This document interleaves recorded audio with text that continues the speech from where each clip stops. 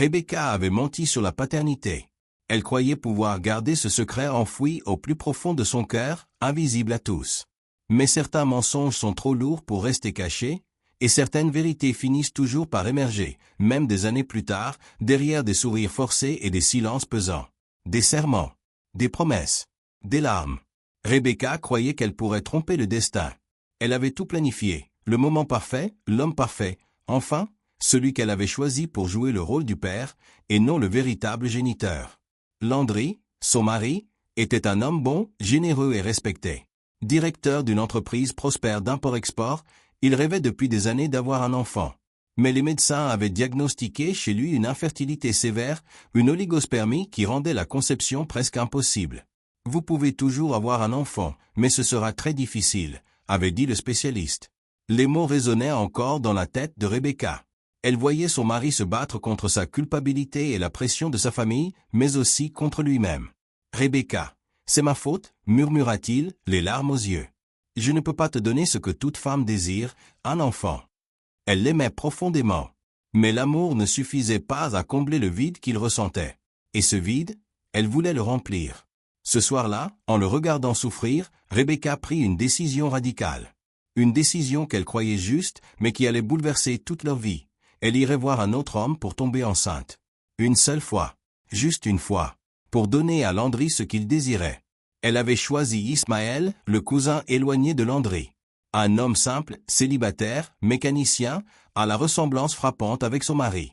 Ainsi, l'enfant ne susciterait jamais le moindre soupçon.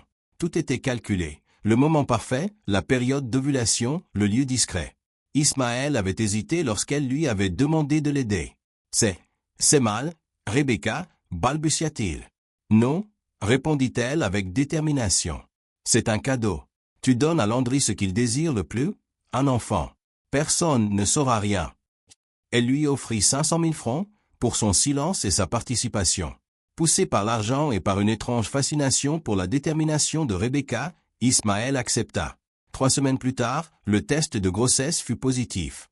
Rebecca trembla and Tenant le Baton Rose. Elle courut annoncer la nouvelle à Landry. « C'est un miracle !»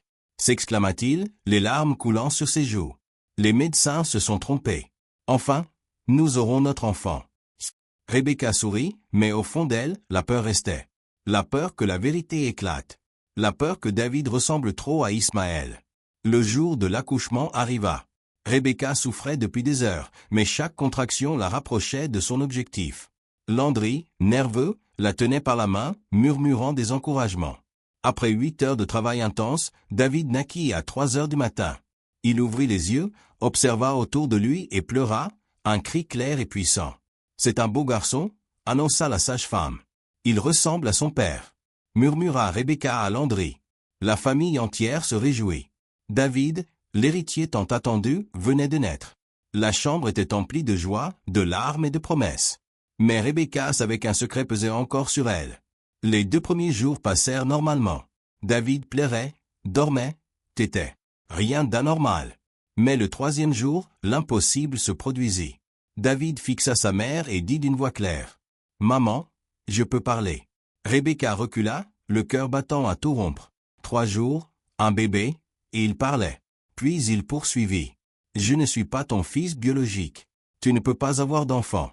Maman est allée voir quelqu'un d'autre. Ismaël, ton cousin. Et je suis né de lui. » Landry entra à ce moment précis, le choc visible sur son visage.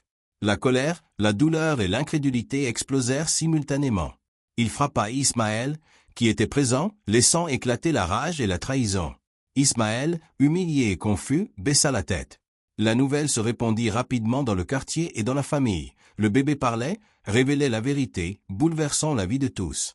Rebecca vivait dans la honte et la peur permanente du jugement. Malgré tout, David grandissait.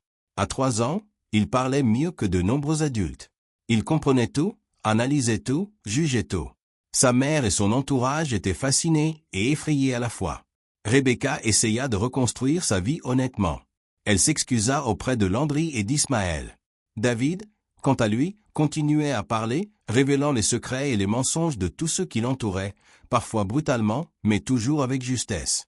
Aujourd'hui, David a 15 ans. physiquement normal, mais doté d'une intelligence et d'une conscience hors du commun. Il ne cesse de dire la vérité, même quand cela dérange. Rebecca vit seule avec lui. Elle a appris à vivre honnêtement, à reconstruire sa vie pas à pas. Landry s'est remarié et a adopté des enfants, trouvant enfin la paix. Ismaël a disparu, certains disent qu'il a recommencé ailleurs. David reste l'enfant de la vérité. Les gens viennent le voir pour obtenir des réponses, pour confronter leurs propres secrets. Il dit toujours la vérité, sans compromis, même quand elle est douloureuse. La morale est claire, ne mentez jamais sur la paternité. Ne trahissez jamais la confiance de ceux qui vous aiment. La vérité, même cruelle, finit toujours par éclater. Et parfois, elle peut venir d'où l'on s'y attend le moins, même d'un bébé de 3 jours.